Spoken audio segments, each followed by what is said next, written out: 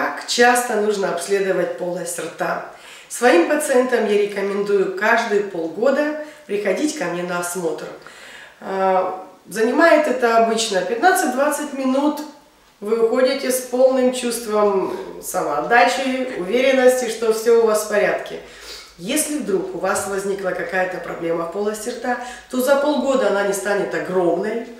А небольшой кариес, вы же сами понимаете, что можно аккуратненько, даже без анестезии, тихонечко посверлили, пломбу поставили, восстановили этот дефект зуба, и вы свободны на следующие полгода.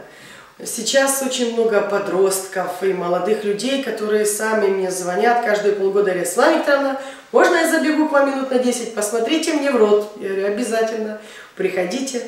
Это не занимает много времени. Как правило, каждый доктор готов выделить 10-15 минут для того, чтобы вас посмотреть. Если вдруг обнаружится какая-то проблема, тогда вы запишетесь планово к доктору, придете и решите ее. Но лучше каждые полгода, не упуская возможность бывать у стоматолога, чтобы убедиться еще раз для себя, для своего спокойствия: я здоров, я счастливый человек, у меня красивые, здоровые зубы.